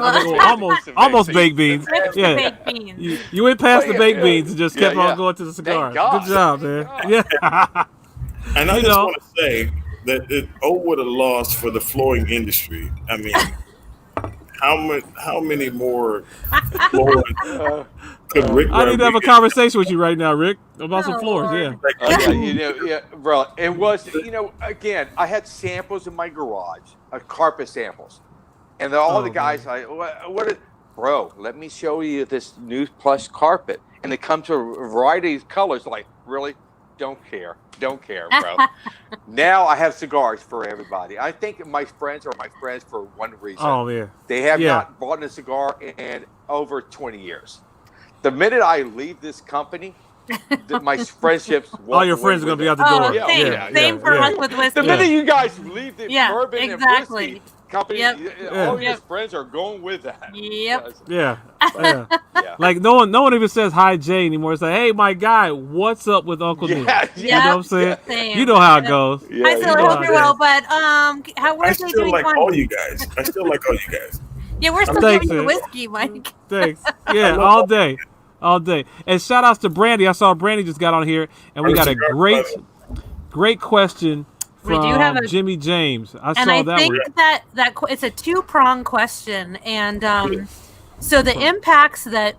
So the question is: do you think COVID impact on reducing pollution we will experience amazing whiskey and tobacco from 2020? So for whiskey, we wouldn't know that impact for another 6 to 8 years. And I unfortunately think that the slowdown in pollution was just too short-lived. Yeah, I agree. True. That I really don't think we're going to, unfortunately, we would need like a good 8 years of people reducing their carbon footprint to see a real true impact on flavor. And I just don't think COVID did. I'm sorry, yeah. Me and you, Sailor, we're tree huggers. Like, I may not look like it, but I'm a tree hugger. I want to save the earth. Same. I went to recycling today, so yeah. But we need longer span of time. If you deal in whiskey, if you deal in anything that's grown naturally with flavor, you care about the environment and the earth because there's a direct impact. Last night, I had the absolute pleasure to sit with Misty Cal Coffin, who is considered the godmother of Mezcal, and she was she was talking about how where Del Maguey's mezcal comes from. It's so many different makers, and they tried to upgrade some of their machinery, and they were gas powered, and it was completely affecting the flavor of the mezcal with the gas fumes. Yeah, so yeah. because they do open fermentation and the way they distill. So I think that technology isn't always great for it's not making great for us. Good point. No, us either. It's not good for Good us. point. You know, everything is still done by hands. When you go to the factory, when you visit a factory, the number one thing you take from that factory when you go home is how am I paying under $100 per cigar? Because what I saw, the amount of labor, the amount of people, and it took me to enjoy this little cigar is amazing. It's amazing. That's the reason we don't manufacture anymore in America, because the labor for harvesting tobacco, growing tobacco, rolling tobacco is so expensive. We're going to lose Connecticut. We're going to lose Connecticut shade and Connecticut broadleaf, and our lifetime. In our lifetime, it's not going to my daughter's generation will lose it. We're going to lose it because right now it is so expensive to grow and harvest tobacco in America. Because again, I have to pay a picker, guy that's going to harvest tobacco, about $500 a week in America. And that's really back-breaking work, and nobody wants to do it for $500. And the process is so process. Amazing. So, and unfortunately, the land that the family, the Thrall family owns in Connecticut, they've had to sell off so much of it. I know them. And there's now office buildings everywhere, and I always was like, oh, all these cars driving around. The best areas, the fairest area to grow tobacco is now a Home Depot. And I know. What? Really? It's crazy, but the way the labor that goes into that is crazy. Right. So time consuming. Opening the slats when they light the fires, and because they're doing it the historic method, and how can you sustain that? It's so sad that that's not protected. And I mean, I feel like Connecticut as a state and the country should have protected all of that, and said this is it really is a native product to us. Yeah, technically. It is. It made this country. Tobacco made this country. Whiskey is second, but tobacco made this country what it is today, because tobacco was, just unbelievable. And so at the end of the day, speaking out of the black man, you daggone right, for sure. Tobacco made this country. Messed up, but it is what it is. You know what I'm saying? So we can thank our indigenous population for showing us. Hold on, I'm the cultivation. And my ancestors, for sure. Hold on, guys. Hold on, I'll be right back. Oh, and I gotta say a shout out. Brandy's on here clowning with my high school. I got a high school friend on here, and Elijah. What's going on? And we got to give a shout out. January is the month for a lot of fraternities and sororities, Divine Nine, for their Founders Day. So I'll give a shout out. Yesterday was the Founders Day for Delta Sigma Theta sorority. So give a shout out to all the Deltas out there, my mom and my sister, numerous cousins, friends, everybody. So give a shout out to them. And then, of course, I'm a member of Kappa Alpha Psi. Our Founders Day was on January 5th. So shout out to all the noobs out there. So big shout out and love to all the family. Isn't there another Delta you should shout out? Yes, of course, Victoria. So shout outs to everybody, y'all. So thank you for the love and support we always get. What you got, Mike? No, I was saying this job security. See, right. Oh, look. Yo. We got another one. We got another new one. We're everywhere. We're everywhere, bro. I just step away.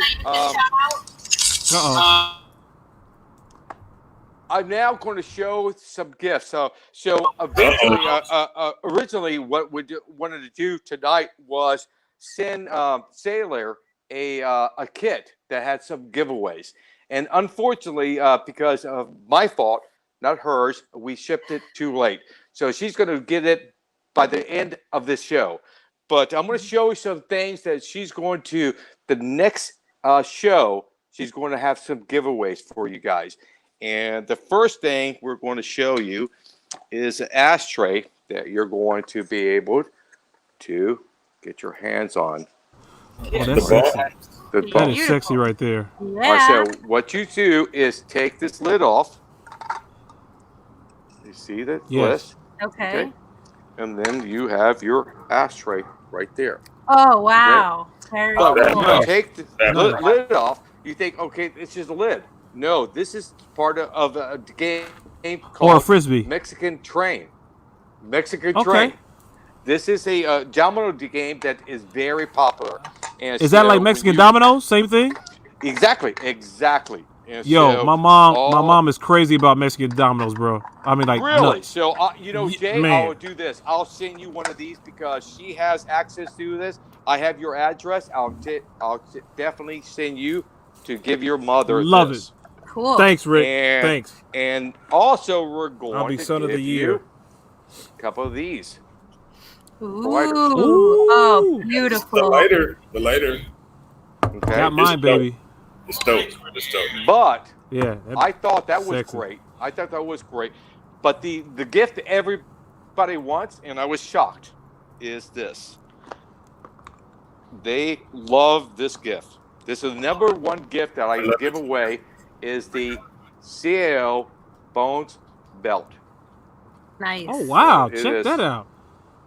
And so I can see Jay rocking this at the club later on tonight. Right, yeah. Maybe, or, around the house with the wife. But I'll definitely rock it. That's for darn sure. Yeah. One size fit all. And if you're over a 30 Even if you got the COVID weight, even if you got extra COVID weight, you should be good? Okay, all I right. think Let's check 30 to a 45 waist can fit this belt. Me and Mike can fit in there for sure. Is that right, Mike, or do you gain too much weight? Together, we can fit in there. But those are the gifts you're going good. to receive, and hopefully, and there's some cigars there for you guys too. And so definitely, whatever you want to do with them, with your fans, just share with everybody, and I would love that. Beautiful. So Absolutely. Rick, Thanks, Rick. I appreciate that, man. We will So, choose some winners. so Rick, we got a buddy in common that you work with, and he's a good friend of the show too. My buddy Sean Williams. Let's talk about Sean. Let's talk about Sean only because it embarrasses him. And let's embarrass Sean. Let's say some stuff that just embarrasses Sean. Well, I'll say this about Sean Williams. The first time I met him, I didn't know he was in the business. He had his own cigar, and I walked into a shop in Atlanta. First time I've ever met this gentleman, and it happened to be the shop owner, and Sean was in the front working on his laptop, and I was talking to the shop owner with the rep, and all of a sudden, the rep and the shop owner walked away, and I went to the shop owner and says, "Bro, there's a dude up in front. Can I show a cigar with him?" He said, "Bro, yeah, I would love this guy, Sean. Just introduce yourself." And I walked to Sean. I said, "Sean, my name is Ricky, and I'm from at that time I was with La Gloria, and I said I'm La Gloria, the blender, and I'm puffing my chest out, and I'm the blender for La Gloria." And he says, "Really, very interesting. I love cigars." No, he had his own line. And he didn't mention that. He said, "Can I give you a cigar?" He said, "I would love this cigar." And he lit the cigar, and he said, "Bro, this is your blend." I said, "Bro, this is my blend." And he smoked, and he said, "Bro, I will buy the cigar." And he looked at the owner. "Do you have the cigar?" He says, "I do. I carry it right now." He says, "Give me a box of that cigar." And I looked at him and said, "You know what? You're a cool guy. Maybe one day I'll meet you again." And I walked out. And about maybe a year from that, I was doing an event, and all of a sudden, Sean was there. I walked in. "Sean, what are you doing here?" He says, "Showcasing my line." "What line?" "Oh, I own a cigar company." And it blew me away that this guy was so sweet that he didn't try to overshadow me, take me. And he says, "No, bro, I'm in the cigar business, but I love the way your style, the way you presented your cigar, the way you told your story about the cigar." I said, "Sean, you should have told me on your business. Why? And then we started to connect, and all he's talked about was his family. And that, to me, was legendary. If you talk about your family to me, a stranger, that's, to me, is you're the man. You're the man. I don't care about your business. I don't care about how much money, the car you drive, the belt you wear. I don't care about that bullshit. Are you a good family guy and a good friend? And so about maybe 3 years later, they reached out to me and said, Ricky, we're going to hire somebody to be the face of Cohiba. And I said, really? And I said, I have the guy. No. We're going to hire somebody. No. I have the guy. Please do me a favor. Just talk to Sean Williams one time. And the VP of marketing, I said, bro, I'll call him right now. And I said, John, I don't know if you're interested, but we're hiring somebody to take over the face of Cohiba. Are you interested? Yes, I am. And I called the VP of marketing. Says he is, and connected with him, and they fell in love with him. And he has done such a great job for Cohiba. I mean, a great job. Cohiba to me represent. It is Sean Williams today. It is not the past of Cohiba and General Cigar history. It is related to Sean Williams. He's a great guy. If anybody's not met him, if you have the opportunity to meet him because phenomenal. he's going to be in your life, and he's going to be one of the good guys in your life. Yeah, yes. It's amazing. Shout out to man. Sean. What's up, Sean? Yes, For sure. Sean's amazing. We've had him on the show, and he was fantastic. And he's also a fellow music lover, so him and I share that in common and talk about music often. He's amazing. No, he stays down the way from me too. He's like a mile or two away from me, man. Me and Sean met out one night. I would connect with him every opportunity I had to just sit with him, because he doesn't really talk about cigars. He talks about life. How you doing? How's your family? Right on. What can I help you achieve as your goals of being a better man, a better family man, a better friend? Yeah. It's amazing, gentleman. Yeah, so I'm with you on that one, bro. Man after my own heart on that one.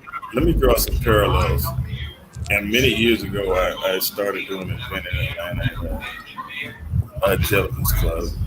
But fortunately for me, I had the friendship with Sean Williams. And the first 4 months of that event, I had no idea how it was going to go on and how it was going to sustain. And Sean would be on his way out of town, and he'd say, hey, bro, he'd call me and say, bro, you got cigars for your event? I said, I don't know. We'll see what happens. He said, I'll tell you what, I'm on my way to Texas, but I left you 2 boxes at this place, at this cigar shop. They're waiting for you to come and pick them up.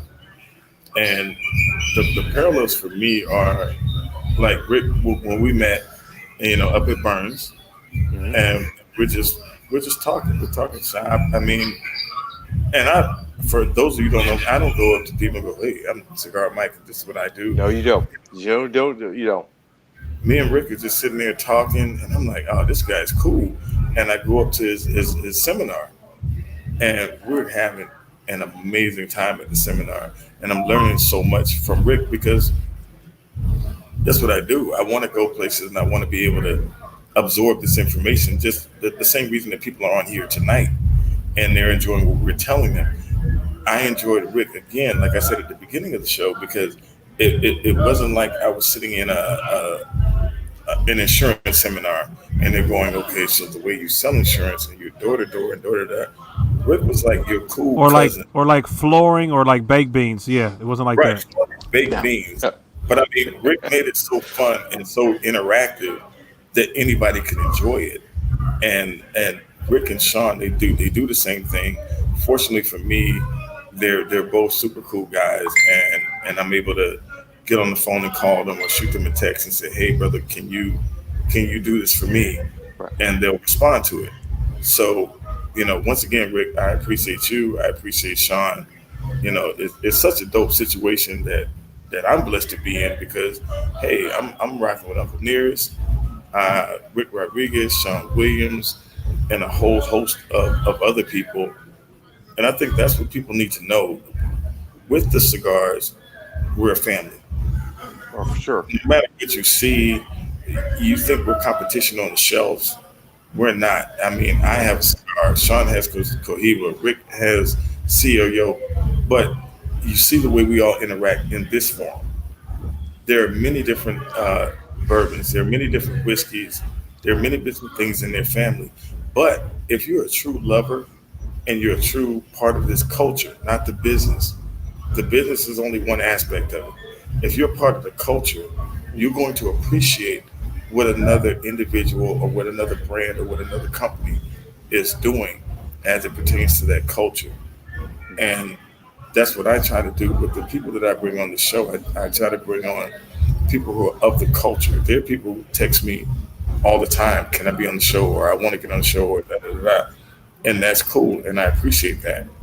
But what we want to put forth, and when Jay and I first talked, and when I first met Sailor, it was about the culture of what we're doing. It's about the culture of whiskey. Do you enjoy it, and why do you enjoy it? For me, coming from the cigar background, it's the culture of cigars.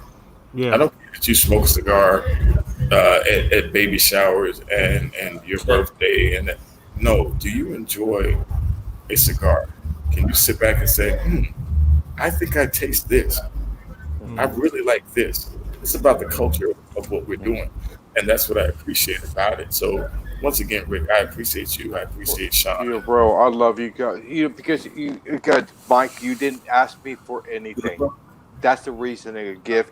Anybody that doesn't ask me for anything, I give and give. I will give that person who asks one thing. But you, I would give and give and give. Because again, for Sailor and Jay, you are knowledgeable about what you do.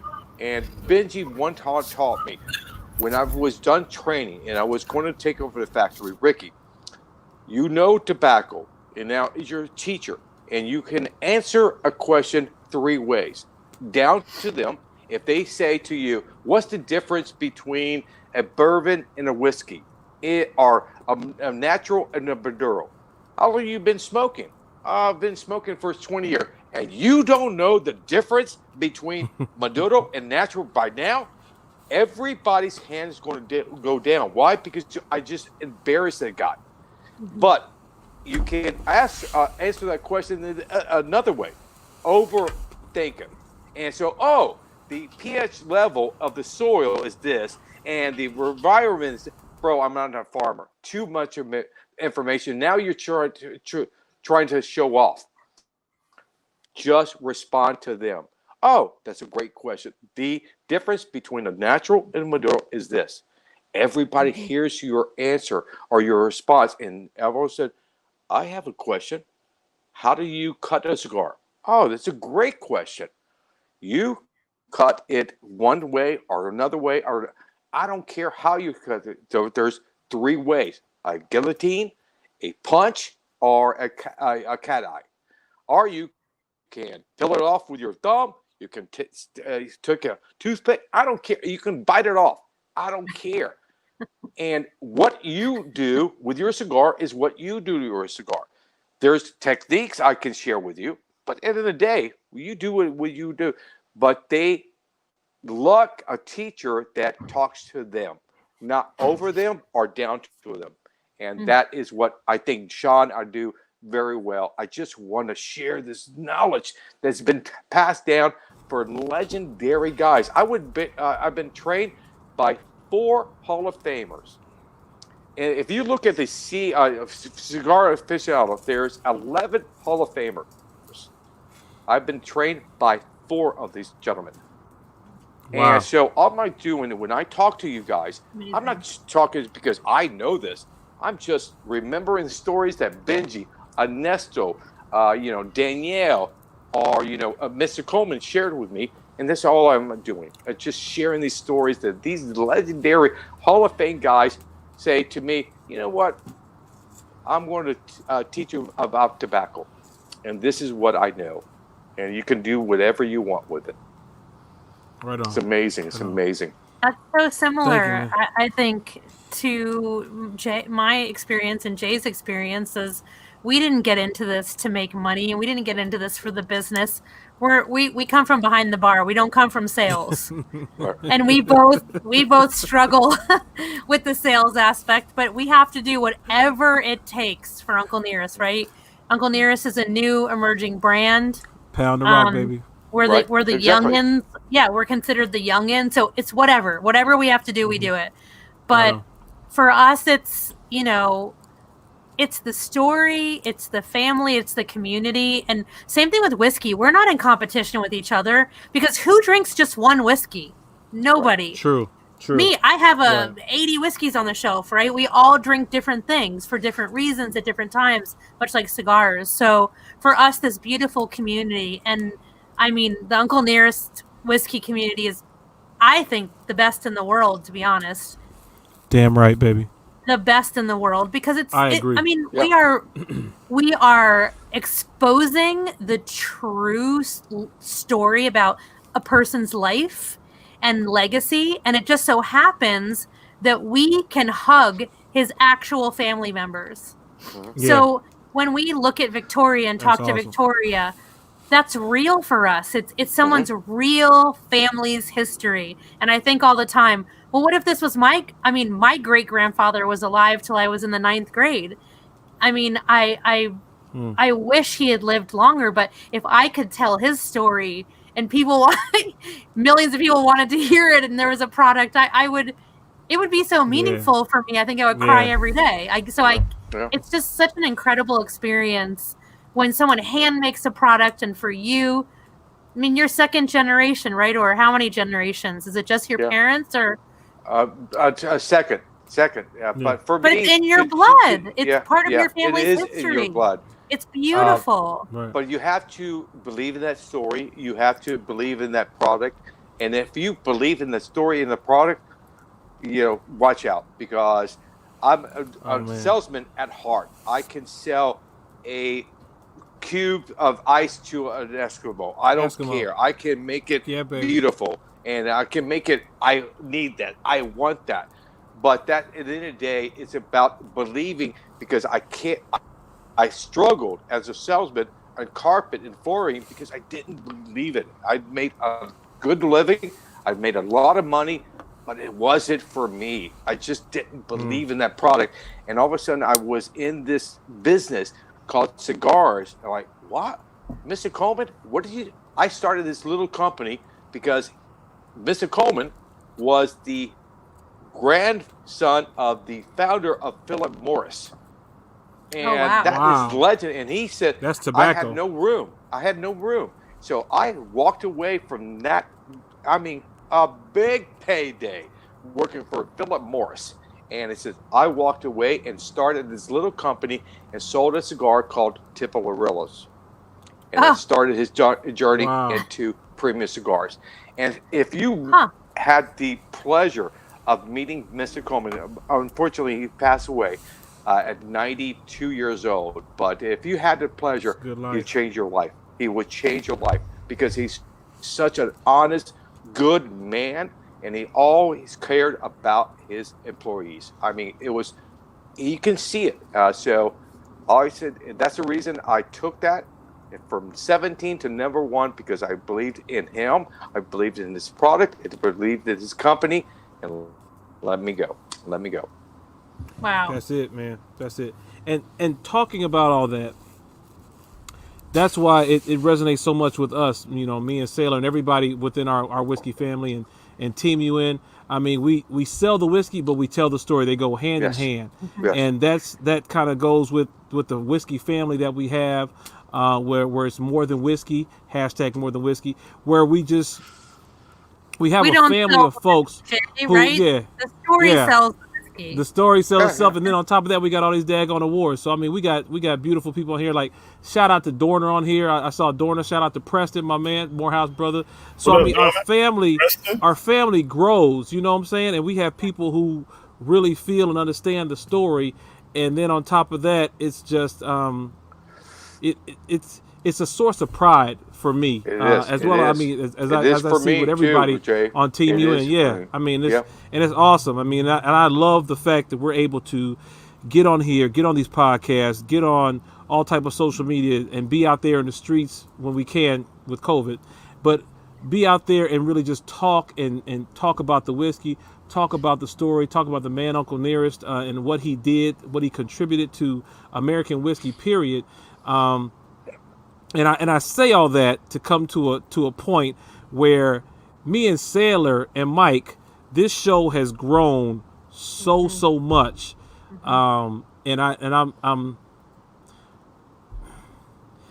I'm so touched by what we have done, what we've pulled together between me and my sister, my chocolate sister, my white chocolate sister, Sailor. But I wanted to lead into the fact that, you know, Sailor, she's not gonna say it, so I'm gonna say it for her. But Sailor's about to take a leave of absence for a little while because she has to take care of some stuff. She has to take care of some stuff for herself, which is most important to me. But that's why. Yeah, we started this whole thing. Me and Sailor got this thing going with the Must See Whiskey TV. But I want to say all that so the Sailor makes sure she says something to all these beautiful folks out here. But Sailor, you better hurry up and get your ass back here. As soon as everything is good to go, I can't wait for you to come back here. But I wanted to say all that because we are family. Like me and Sailor, we talk outside of this. Me and Sailor, we talk outside of Uncle Nearest. For sure. You know, that's my girl, you know, $5,000. So I wanted to say that right now, that I love all my Team UN. I love you, Sailor. I'm so glad that I had the opportunity to work with you to develop what we have done. I mean, we're making history with Uncle Nearest as well as what we're doing right now, and it's just been a pleasure. So I said all that to lead into, I love you, Sailor. I love you too, Jay, so much. Yeah. And Mike, thank you. And this has been, you know, when the pandemic happened, I had just left Seattle literally 2 days before my state got shut down. And there was a 2-week period where my husband and I were convinced we had COVID and didn't know what that meant at the time. It's been scary for us in the spirits industry, you know, wondering if we were going to be laid off or furloughed. And Fawn right away, our CEO and founder, got us all together and said, look, nobody's getting furloughed. We're going to grow. We're going to hire. We're not going to lay anybody off. And she did. She hired a lot of people in 2020, and we grew big time in 2020. And it has been big time. It has been an incredible experience to still be able to reach out to people virtually and to be able to build this with Jay. And look, to be honest, it's been hard. I mean, technical difficulties, just sometimes being exhausted because of COVID. We love you, Mike. But just, you know, the unknown all the time, the being unsure. Are we pushing ourselves enough? Are we doing enough? It's hard for everybody. And then losses. We've all suffered personal losses. If I could just take a moment, please, to give a shout out to and raise a glass to a huge fan of Uncle Nearest, a dear friend of mine, a whiskey lover, a former firefighter and paramedic, and Mike Thompson passed away unexpectedly last week, and it absolutely kills you. Whew, did me kills in. You. Come on. I will never get over it. He's one of those people, you know, you meet someone and you're like, wow, he was an incredible soul. So Mike Thompson, right on. I'm going to raise a glass to him. Cheers. And to his wife and children. Sure. And I will not be gone for long, I promise. Mm-hmm. I'm going to be... Better not. I promise I'm not. So, of course, our beautiful and incredible founder and CEO and our amazing global VP and my regional VP, my company has been so incredible. I'm going to take care of some health issues. No big deal. No worries. Just, you know, stuff you just don't take care of and you just go, and you kind of put that to the side. And then when I come back, I'm going to have a different role, which is going to be really exciting for me. And I'm beyond, I'm going to get to nerd out every day, which is my thing. And I'm yes. excited about that. We love the nerding. Love for you. Yeah. Thank you. The Finally. glasses work, girl. The glasses work. That was the nerd in me. So I'm gonna get to move to a warmer climate, which is exciting. And then in the Yeah. fall, I will be back.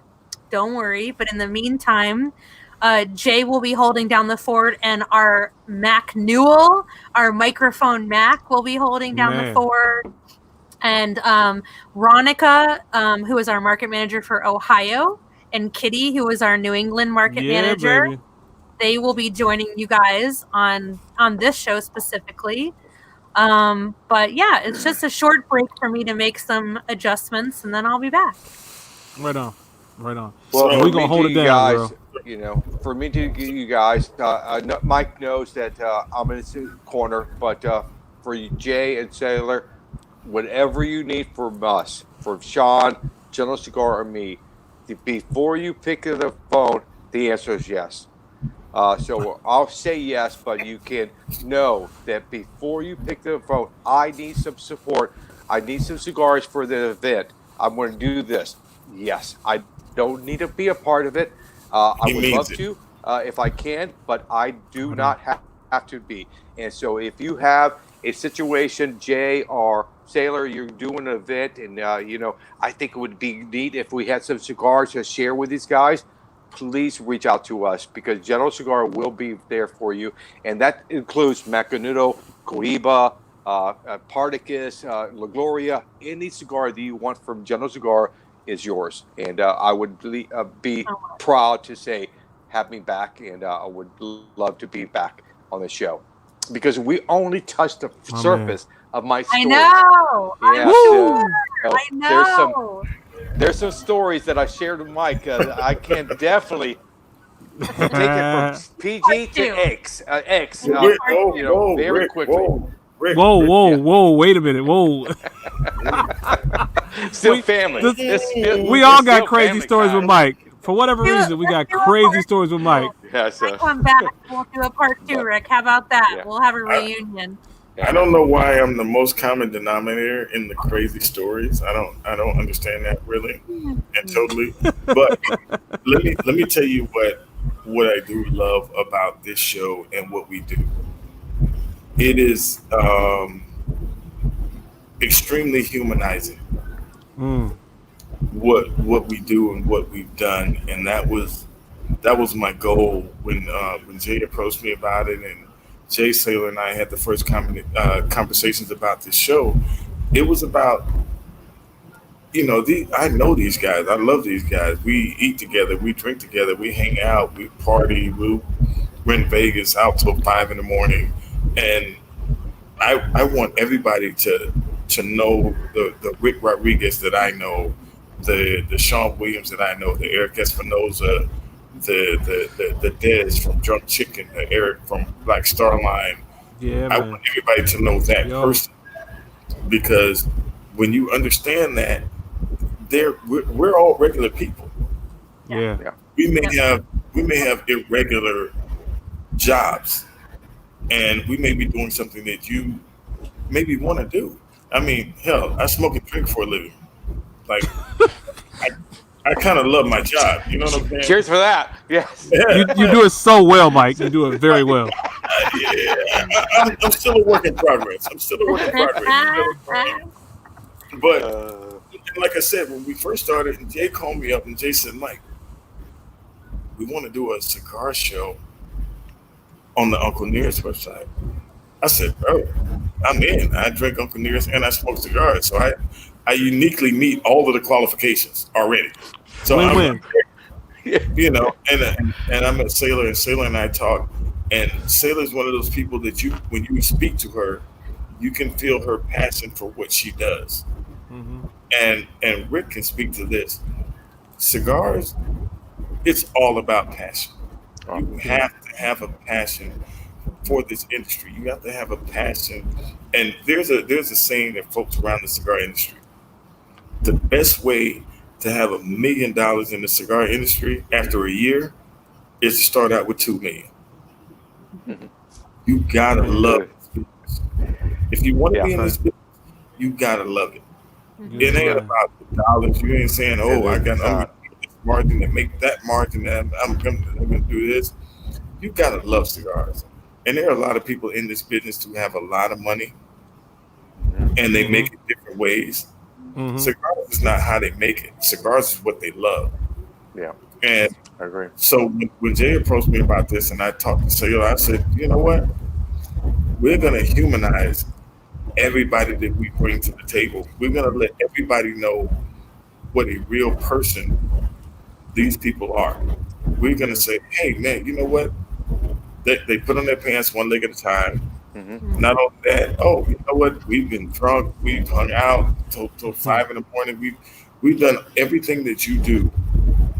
It's just that it's our job. Yeah. Yeah. That's the only difference is it's our job. We're having fun. We're enjoying the people that we're around, and we want to continue to do so. And for us to continue to do so, we have to continue to put forth a good product, which is Uncle Nearest, which is CAO and Cohiba and all the brands that have been involved in all the podcasts that we've done. And what I know about Rick, and when I went into Rick, and Rick always has something special. Like if you ever see Rick in person, he's gonna reach in his pocket. I was gonna do this in 2013, but here's the bad part about it. Right. You'll never have you'll never see that you'll never see that cigar again in life. But it's an amazing cigar, but I'm gonna tell you what happens. Because you're not gonna smoke it right then. But if you wait a month, 3 months, 6 months, you're gonna think about the very moment that Rick Rodriguez said, hey bro, I got something for you. Yeah. Just like I think about the very time that Jay said, hey man, try this out. Or when Sailor said, hey Mike, there's something in the mail coming for you. Yeah. You know what I'm saying?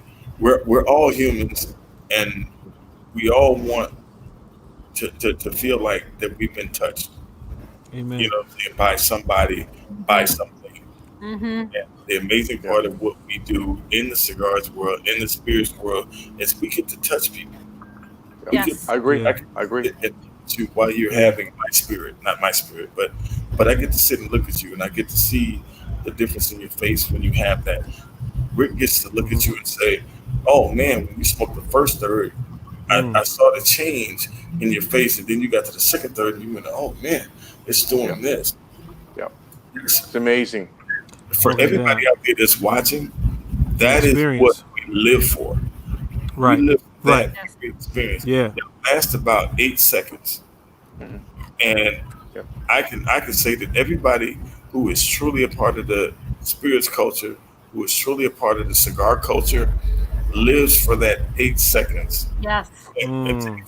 Come on, man. I have my own cigar, and I know Rick has felt this before.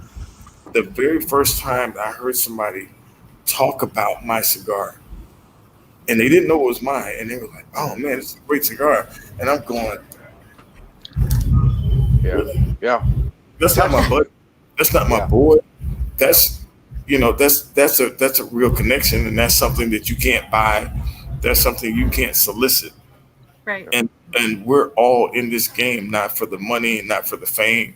We're all living for that 8 seconds. That 8 seconds is life-changing for us. And that's why I can honestly say cool, what's up, brother? I can honestly say that we're so appreciative of everybody that's out there, because we're all living, everybody on here, we're all living for that 8 seconds to just watch you appreciate what we do and who we are. So for everybody who's watching, who's taking the time out of their schedule, who says, "Oh, it's Must See Whiskey TV. It's Thursday night." Yeah. That's right, baby. We gotta see what's going on. Hold on. Tune in. Look who's here. Look who's here. There he is. Sean's here. Somebody what's up, Sean? We see Sailor, look, I know love you, Sailor's like, bro. dude, we're supposed to be getting ready. We're supposed to be getting ready to sign off, but it's like, it's just, this is the, but this is the experience. Sean, this is get what in happens. here. What is he doing? Sean, Get When- in here, right. Sean. When Get in when you're here. able to get together, the experience between smoking a good cigar and drinking on some really good whiskey, that's an experience, man. I mean, that's It's why amazing. the cigar shows are not like a half an hour, 45 minutes. They're where we at now? We're almost at an hour and 54 minutes. I mean, this is what happens. I mean, it's a time. It's an experience. It's a time to get together. It's a time to chill out with all the crazy shenanigans going on. It's a time to sit down, celebrate just life as it is, and just talk and have a good time. I mean, I love that, man. Mike, you hit it nailed on the head. I mean, it's Like, we that got was so much stuff poetry. going on, That man. was Absolutely. poetry. I mean, and it's stuff like this that's brought folks together. Like, you know, me and Mike had talked before we started doing the podcast, and it was like amazing when we started talking. Me and Sailor were like, okay, we got to come with more ideas for the podcast. She was like, you got anything? We need to do something with cigars, and I was like, you read my mind, because I was like, cigars and whiskey are phenomenal because of the fact It's a in great Atlanta pairing. there's so many there's so many cigar bars and lounges. I was like, yo, I'm going after these cigar bars, and I met Mike through my Sands, through my frat brother DJ Tron. Johnny Blaze. What And up, me and baby? Mike had been talking for months. And so as soon as Sailor was like, we need to do something with cigars, I was like, you're right. I was like, don't worry about it. I got the perfect guy. And that led to so many people coming into our circle. I mean, you know, it's folks that I've met through this thing. You know, my brother Tex, man. Tex, shout out to Tex. It was Tex's birthday yesterday. Oh, Tex, happy birthday, Tex. Tex. What up, baby? Happy birthday, Where Tex. is Tex? Happy birthday, Tex. Send him a shout. Put some on here, Sailor, because I can't type, but send something because I know Tex will pop in. But, you know, folks like Tex, folks like Sean, all that type of stuff. I mean, it's just phenomenal. Amazing. And then I'm gonna throw in a quick plug because I'm always the company guy. We got these lovely calendars, y'all. Of course, you better get your 2021 calendars. It's freaking January. You got lovely cocktails, all that good time. Yo, we got shout out. We're in January. That's my girl Jamie. Jamie Clark is out there in Las Vegas. So shout out to Jamie. Shout out to my man Dwayne out there in Las Vegas doing it up. So our folks are all around the daggone country. We all are in all 50 states and 12 countries. So the story, the whiskey is spreading like wildfire. We're still a young company, y'all. I mean, what we're doing is phenomenal. And I lead it back to all the people who are working, all the people who are part of our family, who continue to, where this story and this whiskey resonates with them. I mean, we're able to keep on spreading the gospel of Uncle Nearest. And I mean, it's such a pleasure for me personally. So, I mean, I know we're all in here, you know, saying our spiel, but I mean, I appreciate everyone who's on this podcast, everyone who's chiming in, saying something. It's family, man. I mean, you know, I'm sitting here with beautiful fires, and I'm sitting here looking at my wife, and I'm like, after we're all said and done, I'm probably gonna sit up here and talk to Mike and Sailor and Rick after we get off the podcast, and with my wife, we just gonna sit up here and have some cocktails. I'm gonna go kiss the babies to go night night, and then you know, we go chill out for a little bit. But I mean, I just want to say I love y'all. I'm so glad it's 2021. This thing's got to get better, and it's definitely going to get better because we're going to keep on drinking, having good times, keep on smoking, and man, it's phenomenal. I believe in this country. I appreciate every y'all. I believe in this country. We are you damn right. going to get better, and we're going to learn from this situation. Whatever we got to. The virus, you know, the politics, we're going to learn. We're going to be okay. And so for that, you know, thank you so much for the opportunity. Next on, I think you need to invite Mike. If you don't have Laura's number for Mackinac, you have to have her on. Jay, you have to have her on. She's a sweetheart. Okay. And so she's so knowledgeable about Mackinac, the history. You think Sean and I are good?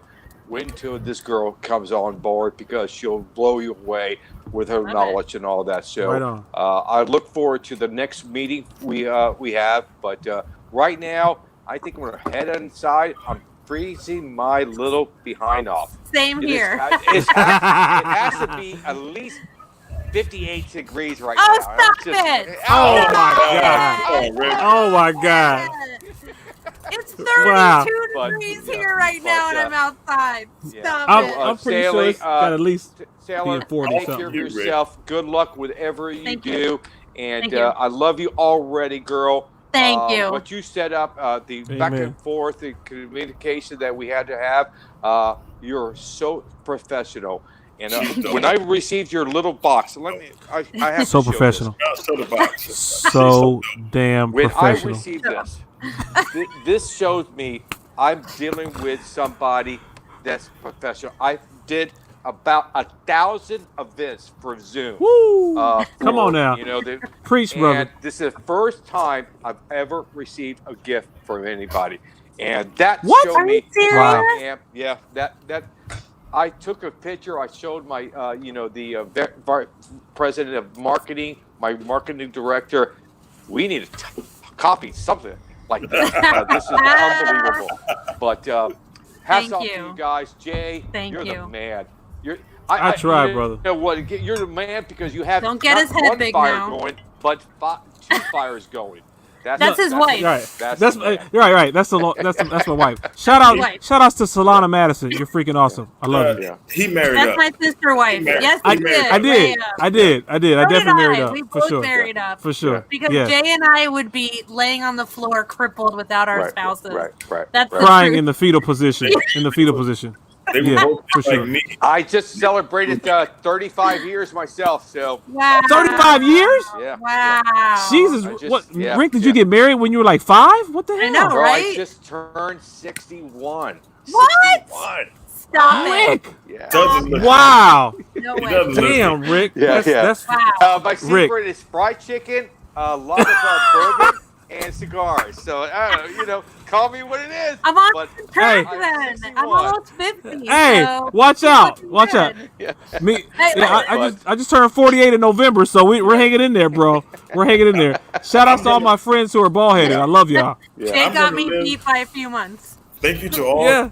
I'm going to live apparently to be 275. I hope so, Mike. I hope Right. Right. Truly, I do. Yeah. You're fermenting right now. I am. I'm getting better.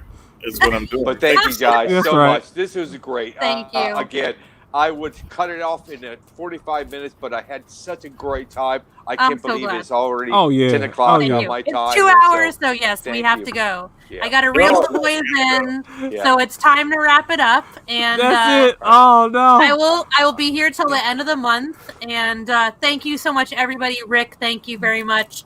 Thank you. Mike, thank you so much as always. Mike, this has been literally a lifesaver for me during the pandemic. Looking forward to Man. this and this journey together. And Jay, we're ebony and ivory always, even in ugly sweaters. Yo, we had We had the ugliest Yeah. sweaters at All our right, so the holiday next time party. we get together, we won. Me and Sailor won ugly sweaters. So next time we get together, everybody has a smoking jacket on. So that Okay, is done. great. Oh, I gotta And work I on have that. to Yeah. ask- wait, I need Yeah, to yeah, ask yeah, Scott, yeah. too. Yeah. Ascot. I just And bought I'm one, definitely bro. gonna- I it's just gonna be bought velvet. one. Yes, yes. I got all that. All right, Rick, guys. my I wife gotta does. go. I love you guys. Thank you Done. so much. Thank you so much. Thank you, Everybody who brother. joined us. Mikey, I'll Thank see you you. soon, bro. I love you so much, bro.